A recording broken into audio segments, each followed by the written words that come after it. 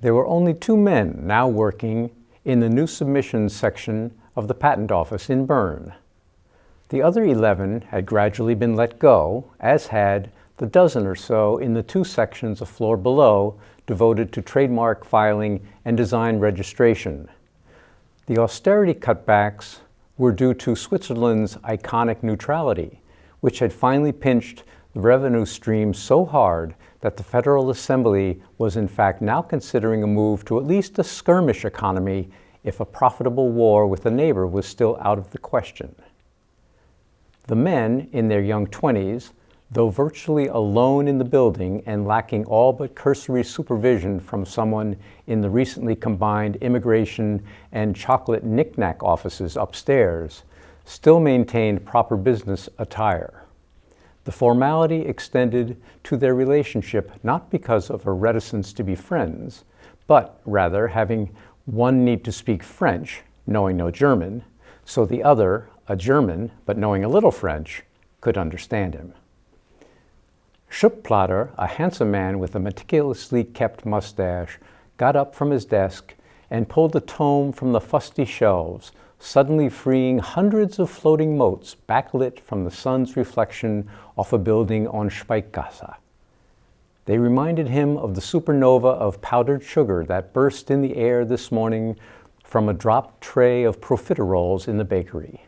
His stomach growled, but he said to his associate, "It's your day to take the early lunch." The man at the adjoining desk was staring vacantly at a sheet of paper, held as though he were testing his eyewear. "Herr Einstein," he repeated, "it's your day for the early lunch. I'm from 1 to 2, and don't be late coming back with that time is relative manure. I have a bootmaker appointment." Not even a blink. "Do me the courtesy," Schubplatter said, his voice rising, of... Albert Einstein crumpled the paper forcefully into a ball and stuffed it into his mouth, chewing with his mouth open and trying to gag it down. "H2O," he managed. Schubplatter jumped up and reached into Einstein's mouth to pull out the near papier-mâché lump and toss it down. "You cannot let the work get to you so, Herr Einstein. What was it this time?" Einstein took out a handkerchief and wiped the paper's ink stains from his tongue. "A mutton chops equalizer," he said. "Really," said Schubplatter as he picked the soggy paper from the floor. "I am considering growing them." Einstein smacked the paper from his hands. "Well, I mean," Schubplatter said, "there's no machine out there for that. Perhaps it's what the world needs." "Yes," Einstein said, rummaging folders on his desk and opening one. "And the world has been waiting 5,194 years for this, a cigar pre-macerator which gives your cold, stiff nustogi a warm, chewed texture. Or here, we've been waiting also for the canine sandwich board so dog walks can earn money from your quadruped billboard. Expandable to fit any size dog. Oh, here, a gentleman's gimbaled bowler. Aha," he said as he crumpled the paper, stuffed it into his mouth, chewing openly and retching in his attempt to swallow it. Schubplatter removed this one also and read it as Einstein disheveled his hair further and sat heavily. "Gimbaled bowler. No hand necessary to tip hat to ladies. A nod of the head will cause the hat to dip and level itself, accommodating required courtesy and saving social gaffes, as all hat tips are 100% consistent." "But Herr Einstein, we get dozens of these kinds of patent requests every week. I have one on my desk for a perambulator with pontoon outriggers in case of a flash flood while taking in alpine air." Humanity is hopeless, Herr Schubplatter. We are surely down to the last 3 or 4 generations. If only I could split the atom, I could hasten that with a bomb big enough. Schubplatter laughed and threw his hands in the air. "Oh, Albert, you with your big bangs, again to end the world, to start the world, to end the world. Who can tell with you? So now to end the world, which can mean only one thing, a female whose legs are not parallel." Einstein lamely objected. No, it always is," Schubplatter said, "plus all this masticating at your desk." Mein hand, Einstein said indignantly, never dallies below my drawers. I mean desk drawer. Schluppplatter mimed chewing the paper he held. Masticating, he said. Einstein, embarrassed, said, "Ah, my French is not so good." "Well, better than my German," Schluppplatter said. "By the way, why is it all you Jews chew with your mouth wide open? And that's not part of the anti-Semitic piffle going around." Einstein said, "Why do all you Protestants examine all your various mucuses like you pinned world's last butterfly?" He blew his nose into the handkerchief, then examined it minutely. "Yes, your handkerchiefs, fingertips, sleeves." Schluppplatter said, "Even your morning cottage cheese makes noise." "Phlegm, schnot, spute," Einstein said. "Oh, now," Schluppplatter said, "spute is not a word for polite society. You must be quite upset to be that rude." Einstein slumped. "Oh, Joseph, I am beside myself." "Ha, ha," said Schluppplatter, "you admit it? Beside yourself, just like a quark particle, cannot be where you measure it." "They are hypothetical," Einstein said, rising to the bait. "They will not only violate lepton spin conservation, but charge parity time reversal as well. No science can explain them, and God does not play dice." The two men suddenly burst into full laughter. "Here we are," Schluppplatter said, "two brilliant minds evaluating whether to give the Swiss Patent Office stamp of approval to," as he picked a random folder from his desk, "a love-proof machine." "Oh, bosh," said Einstein, "that's quite redundant. A machine is love-proof. That's why we trust the heart of it, not subject to vagaries. Yes, don't shake your head. A perpetual motion machine would hum its loyal perfection light years beyond any so-called everlasting love, with its jealousy, vicissitudes, vapidity, snide laughter." Schluppplatter put his arm around Einstein. "You wish to talk about her?" "Ah, Joseph," he said, "you are an astute observer of the psyche. It is a woman. How keen to see I am upset." Schluppplatter said, "Well, suicide by esophageal paper cuts is a red flag in any psychological text." Einstein keened. "I am doomed. Emma and I are doomed." "Emma?" his associate said.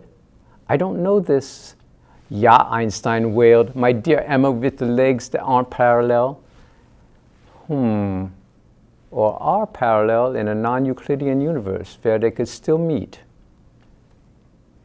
"But who can this possibly be?" Joseph said. "You never have any luck with women. Even the haggish street lamplighter told you to stop looking at her smudged ankles when she got on tiptoes." "Well, it was when," Einstein said, "you were taking the waters at Baden-Baden-Baden." "Oh, they've shortened that," Schluppplatter said. "Well, while you," Einstein continued, "were having your way masticating mit shaped hot towels in the steam room, I had a real woman." "Oh, I should have never mentioned those towels to you," Schluppplatter said. "But tell me, you hound. Oh, if I could only get a woman. Tell me every detail. Wait, let me get a hot towel from the lavatory." "Stop," Einstein said, holding his jacket. "I will tell you nothing of this." "Oh, I must hear these things," Schluppplatter said. "How did you meet, at least?" "Well," he said, "she was having difficulty holding and quaffing her yard-long glass of ale at the Klotzerkeller, and so I explained the principle of dynamic equilibrium." Schluppplatter gave a nod of appreciation. "Oh, you smooth talker, you. Continue." "Well, we then sat, and I ordered some head cheese, blood sausage, and pickled pig's ear. I'd been homesick for some German delicacies. As usual, I was nervous, so I started babbling about multiple orgasms," said Schluppplatter. "I've worked some calculus that gives them credence." No, multiple universes." Emma asked me coyly if she had been naughty in another universe. Could she be a virgin in this one? "Well, of course," his friend said. "End of discussion." "Well, yes, of course," Einstein said, hedging, "since if I were an apprentice in this universe—" "Well, call it virgin," Schluppplatter said, "which you are." "Well, I could still," Albert continued, "know what I was supposed to do during, in another universe, for example." Schluppplatter was impressed. Irrefutable statistical confirmation of prior manly experience with just two universes. Very tidy equation, he said. Einstein sat and rolled his chair toward the other desk. So, I took her to my garret, sneaking past my landlady with her insomniac dog, click, click, click, every night on the nails, on the ceiling, click, click, click. Don't be a quark particle, Herr Einstein, stay in one place. Well, as you prefer what you call polite society, I will have to stop, he said. Oh, damn polite society, Schluppplatter said, what with loinality being broached.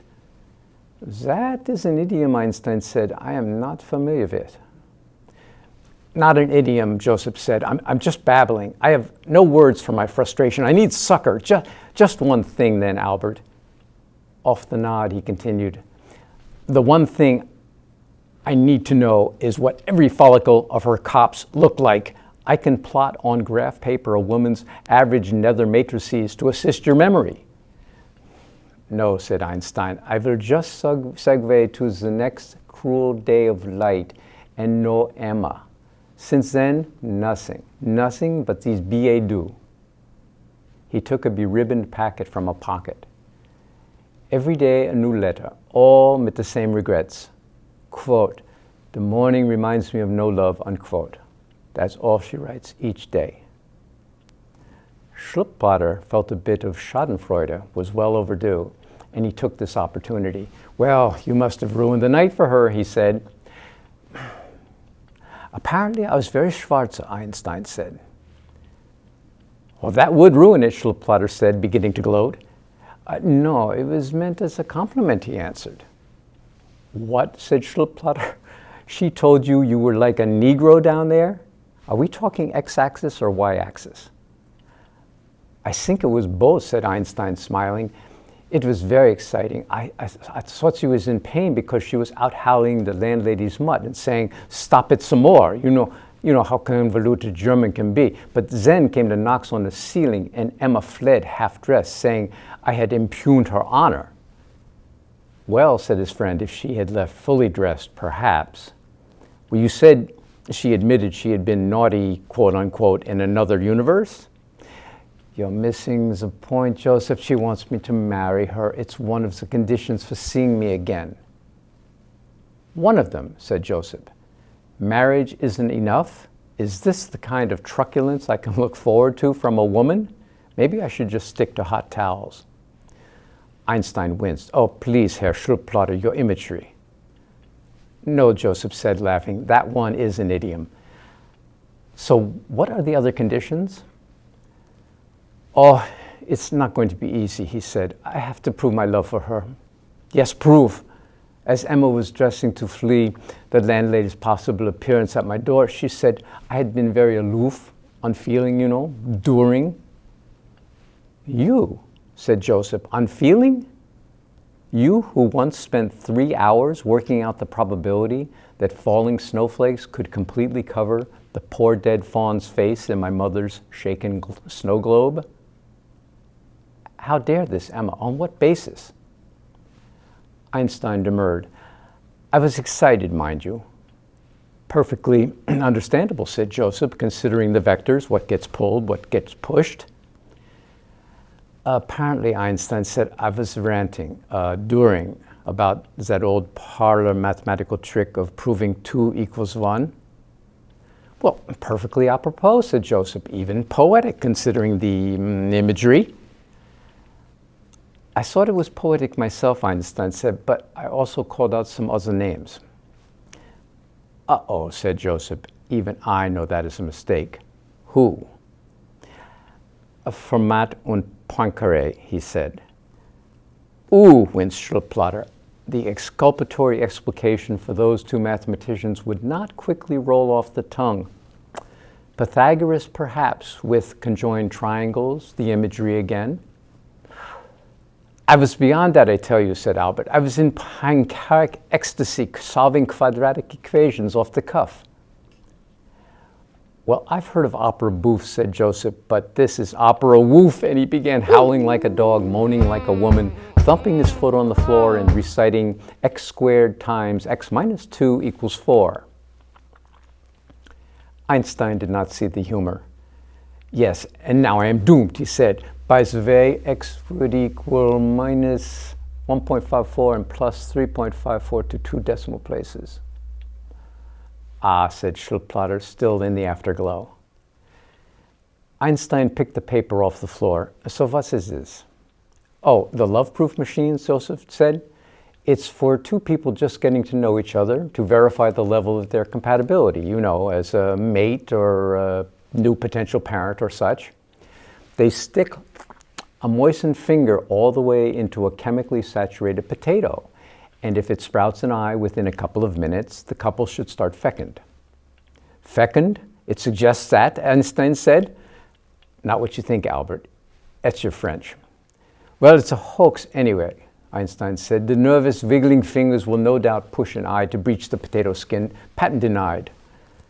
Also, you have that do I use my power for good or evil look in your eye, Herr Einstein, like the time you discovered the letters in the molecular formula for methylethyl ketone peroxide were a slang term in Russian for cocktail.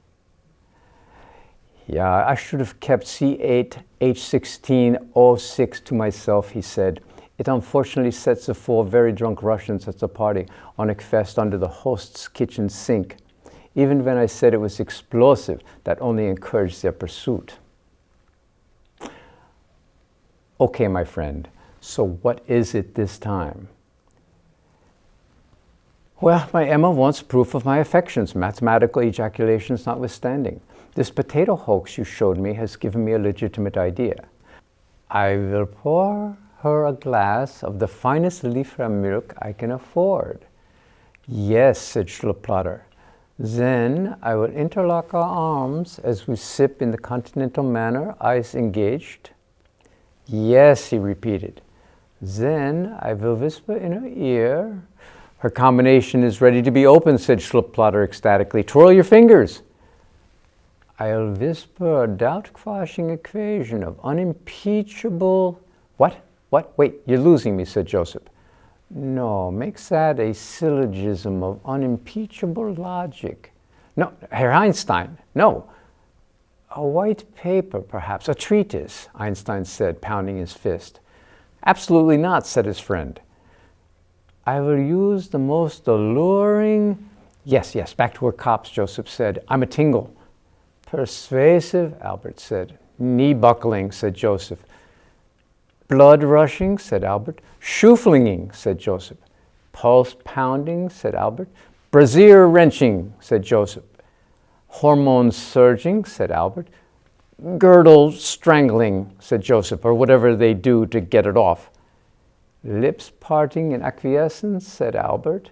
My God, man, you make me need a hot towel, said Joseph.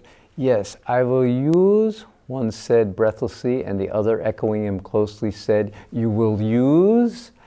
Their voices merged, Einstein saying, a pie chart, and Schildplatter saying, Spanish fly. What? They both said. Again, their voices merged, one saying, a pie chart, and the other saying, you've synthesized catharidin, and added, hopefully, for enough for both of us? No, Albert said simply, a pie chart. Oh no, don't even say it, said his friend. It sounds too much like cow flop. Is it my French, Einstein said. No, but trust me, it will sound that way to her. Well, a bar graph perhaps, Einstein said. Joseph shook his head. You're going to swoop Emma off her feet with what? Some squiggles on paper? He took a sheet and started writing. You're banking on something like Herr Einstein, let's make that E. So E would equal Emma, then ipso facto, no, Einstein said, it's not that simple. You can't just square us like that. And he snapped his fingers and added, at the speed of light. He paused. Wait a moment. E equals Emma squared. He grabbed the paper from Joseph and started jotting numbers, symbols, and arrows with a flourish. The Klotzekeller pub was a place that had a tidal flow of regulars, and after the business lunch crowd left, there was little for the waitstaff to do until happy hour began. One customer had been by himself since noon and had been so absorbed that no one wanted to disturb his notations, although over the last hours they had become so slow as to barely deny rigor mortis had set in. And when a drop of blood grew glacially and eventually dropped from his nostril to the paper so slowly as to nearly negate gravity, a scared waitress who noticed it tried to grab the manager's attention, but since the afternoon rush had begun, she was shrugged off brusquely. Recognizing his friend Schlipplotter at the bar, she tapped him anxiously on the shoulder and pointed Einstein out in the alcove. As he approached Einstein, he thought he saw a nimbus surrounding him, and when he got closer, he entered a cocoon of chill that made him shiver. He watched for a moment, unsure if Albert was even awake, but then grew concerned at the vaporous exhalation of his breath that lasted at least a minute. Herr Einstein, he said, but he was still afraid to jostle him. But thankfully, Einstein, ever so slowly, as if the Sphinx awoke, looked up from the notes. His attempt at speech was a hollow rasp. "What are you doing here?" Schlipplotter said. "You never came back from lunch." "The faster I go, the more time slows," Einstein managed. "Well, you're just drunk," his friend said. "Your words are slurred." He shook Albert, and as he came out of his torpor, his scribbling became frantic before slowing down to normal, then stopping. Some vitality came back to his face, but Schlippplotter's relief was short-lived. "You brought me back. Damn you," Einstein said. "I was outside on Milky Way, approaching light speed, 2.997 times 10 to the 5th kilometers per second, astrally projecting myself to see what would happen. The most complicated equations were falling into place." "Oh, you were in a bad way," Joseph said, "but you look better, so I'll just continue on to the lavatory. And not for a hot towel. Guess." Einstein was muttering. "I was zooming past star R17A1 in the Large Magellanic Cloud. Gravity was beginning to bend." "I'll give you a hint," Joseph said. "Her body is so perfect, if her corset were a logarithm, there would be no mantissa." You know, mantissa, the decimal spillover of a logarithm? Einstein said, "Everybody knows what a mantissa is. Quiet. Now, if gravity bends everything, then an eclipse of the sun should show light rays curving." Joseph poked Albert. "Pay attention. I'm talking about a corset which holds a copse." "So it's a woman," Albert said. "A woman? She's a dream. You are a genius." Albert, "And I see you are drunk," he said. "Well, drunk enough," Joseph said, "to tell a large caddish oaf who inserted himself into our tete-a-tete at the bar that if he persisted, I would cuff him so soundly he would need a revival with something stronger than water." H3O, oh, did we laugh in his face. "Thank you, you genius, you. Luckily, you have no patent." "Patent?" Einstein said. "Well, this woman," continued Joseph, unsteady on his feet as he pointed over his shoulder, "she pressed my hand. Her pools of eyes are limpid. Her haughtiness blushes her blossoming cheeks." What? Pools of eyes?" Einstein said. "Stop, you're babbling. So she pressed your hand." "But," said Joseph, "my hand was in my pants pocket, reaching for a pen. You're a genius, but no patent, so not so smart." Again with that, "What is with this patent?" he said. "I used your gimmick," Schlipplotter said. "The pie chart." He pulled papers from his coat. "I drew these after our first beer together. 2 circles. First pie, before I met you, I said. The whole pie is 100% existential angst. Second pie, after knowing you, I said, for just these few minutes, 53% existential angst, 17% localized tingling, 12% misery, and 12% misery." "Makes no sense," said Einstein. "Yes, it does. I would be twice as miserable losing her after I met her than before." Einstein raised an eyebrow. "More miserable than before you met her." "It made more sense," Joseph said, "before she ordered us another yard of ale. The second one is harder to balance. I think I spilled some on my coat." "Oh, wait," said Albert. "She can drink a fathom of ale?" "Oh, I forgot," said Joseph. "It's your Emma. In my defense, at least I told you before you saw us together." "Hello, Emma," Einstein said to her as she stopped behind Joseph and reached around him to put a pen in his front pocket and patted it. Joseph squirmed a bit, nervous and proud at the same time. "You didn't tell me she was so attentive," he said. "You made her sound prudish." "No, I did not," Albert said. "I said she out-howled the mutt." Emma, whose face in the warm yellow light of the pub belied her worn middle age well, adjusted her carriage to present herself more soberly. "How dare you discuss me in that manner? Impugn me once, shame on me. Impugn me twice, shame on me." She giggled. "Oh, wait, I got that backwards." "Anyway, Albert, I received his proof of love within minutes of knowing him. I waited a week for you and got nothing." "You mean his pie chart with the 6% missing," Einstein said. Emma frowned at Joseph. Schlupplutter did the math. 53, 70, 94%. Yes, well, he said, covering. "Love has to have some mystery, no?" Emma smiled. "I hope I never forget how handsome you are right now," she said. "Perhaps best then," said Joseph, patting his pocket, "to write it down." "Don't push it, Shuppy," she said. 17% localized tingling is plenty without marriage." A look of discomfort washed over Schluppplotter's visage. Einstein laughed. "Oh, she talks caught und it catches in your throat, eh, Joseph?" "Emma, I have my own pie chart as love proof, the idea for which you stole from me." "No patent," Joseph said. Albert retrieved the notes for her from his hanging coat, and she read them aloud.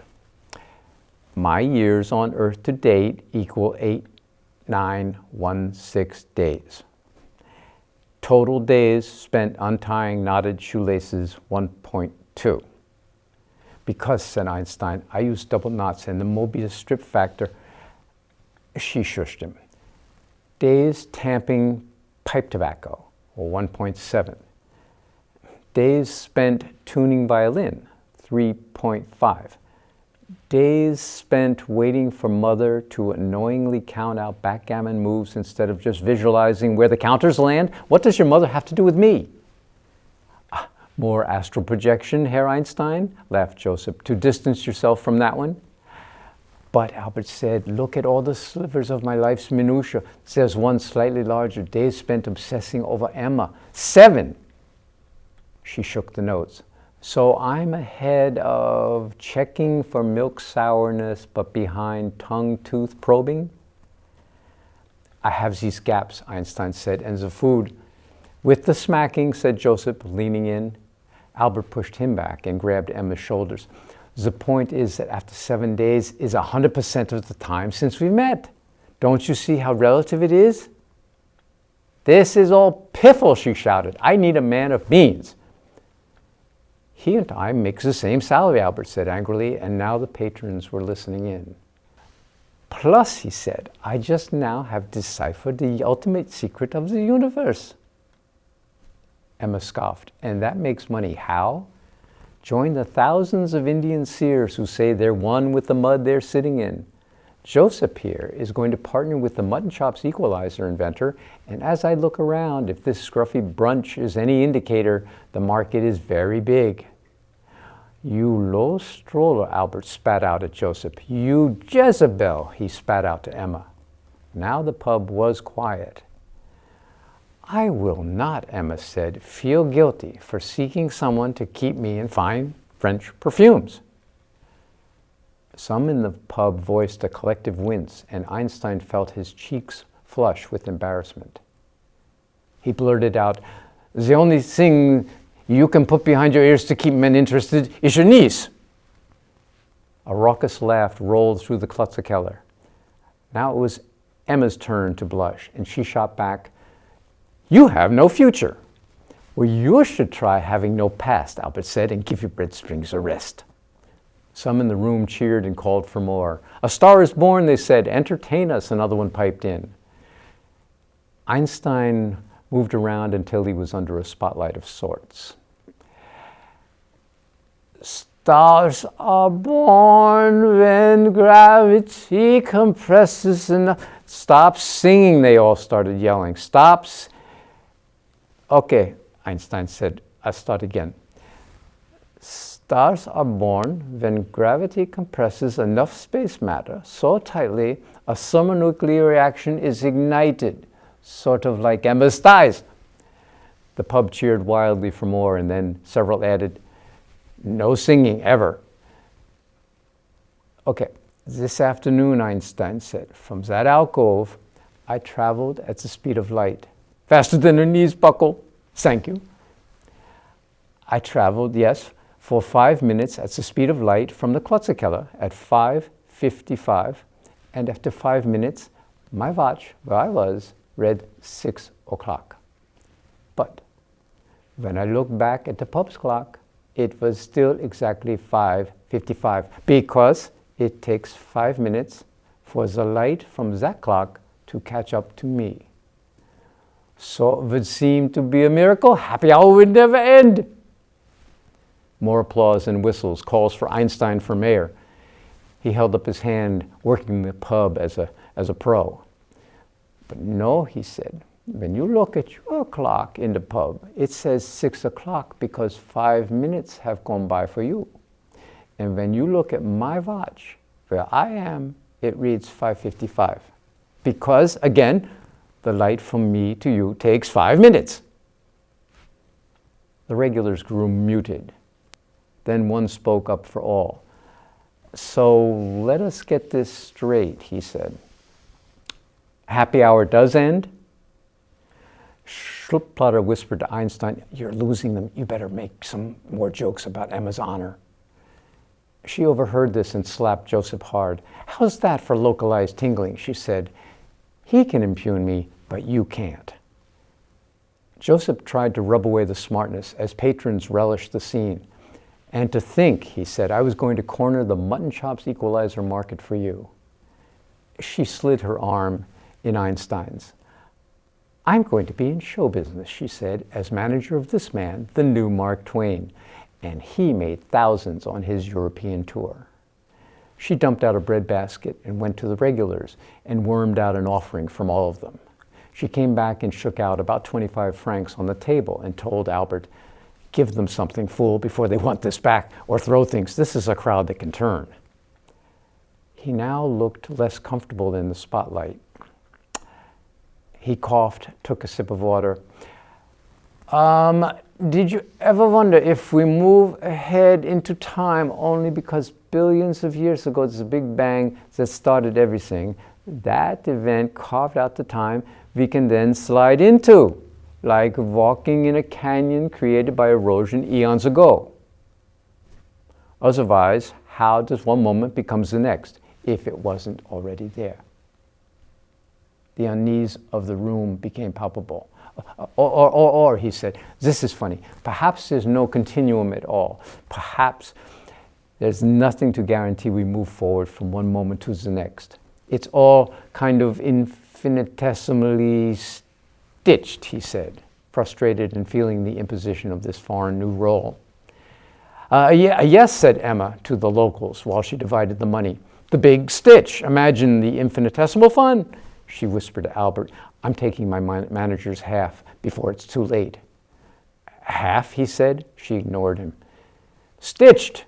Yes, of course, you drunken clods, because look, here's a moment. Hey, here's another one. Or was that a continuum, she said, smacking her thighs in faux laughter. A few boos were heard. She poked Albert hard in the chest several times. Look, you frizzy-haired fop. He had heard tell of blood boiling in anger. Now he knew what they meant. He was finished with all this. He wanted out of there at light speed. I'm talking to you, she said, poking harder. You're my dancing bear, so shake a chained leg before they get frantic. Everything in the pub stopped. The clock's pendulum. The bartender's flow of beer into a stein. A pipe's curl of smoke. A sneeze. All sound. Everything, that is, except Einstein, who took tentative steps in pleased disbelief into the tableau. He circled a few people, fluttered his hands in front of their comprehending but unblinking eyes. It's a theory no more, he thought, and took a satisfying breath, and, knowing the outcome, offhandedly said, "Tock." Molecules resumed motion, and a loud chorus of concern rose. What was that? What had happened, they all said. Joseph finished his sneeze and looked frightened. "My theory is proven," Einstein shouted. "By astrally projecting myself at the speed of light, I can slow time to a halt around me." He grabbed Schluppplatter by the lapels. "I have to expand on this," he said, now manic. "Perhaps, yes, I can make a singularity." "A big bang," Joseph said tremulously. You would attempt such a thing?" "Another big bang," Einstein said, lost to himself, until Emma waved the pie chart in front of him. "What about us? What about your love proof?" His laugh was hostile, and his look through Emma gave her a childlike vulnerability. "What about our future?" she said simply. He swatted the paper away. "Piffle, I am beyond you, woman, beyond all you minions." "Why, you cad," she said, and started to slap him. "You despotic—" All the room's molecules stopped, including those in Emma's hand. Einstein leaned his head away, said "tock," and her slap struck only air. A burly patron hurled a full stein straight at him, yelling, "Lunatic!" And as the molecules stopped, Einstein adjusted himself a millimeter out of the path. "Tock," he said, and the stein continued by and smashed against the wall. "I can stop cannonballs," Einstein yelled, "mortar shells, charging cavalry. World leaders will vie for me. I'll start with Switzerland. They could find the win of war." As he turned to leave the Klotzekeller, wary patrons shunned him and then cowered en masse when he bumped full stride into an instantly materialized figure, himself. "Oh no," he said, "it's my wormhole universe doppelganger. You're only hypothetic." And Einstein and all else stopped except the doppelganger. "Tock," he said, after a satisfying survey of his work and time, and a renewed hubbub of fear was restored. "This can't be," Einstein said. "You're only mein doppelganger." "No, you're my doppelganger," was the reply, and he removed Einstein's notes from his pocket. "No, I need those," Einstein says. "They're critic." Molecules halted. The doppelganger shifted Emma in front of Einstein and cocked her arm back several times. "Tock," he said, and her reflex slap caught the reviving Einstein flush. The doppelganger disappeared in the confusion, and Einstein immediately rushed to his alcove and began scribbling notes. Emma shrugged, put her arm in Schlupplatter's. He shrugged, and they left, but not before he unpocketed her half of the 25 francs and placed them on the bar, distracting patrons for the present. Others, though, were transfixed, watching Einstein's writing become more frantic, then a blur, then he slowed to nearly a statue. He was in the alcove, but sailing through the stars again, a sparkle of discovery in his eyes. But they also saw a furrow very slowly crease his brow, because now he was tumbling in space, out of control. In his spinning glances, he saw his doppelganger tumbling right at him. But no matter which way he astrally projected himself, he couldn't avoid the crash. Within the silent obliteration, and nearly lost to the few evanescing molecules he had left, a message washed through. Only God plays dice.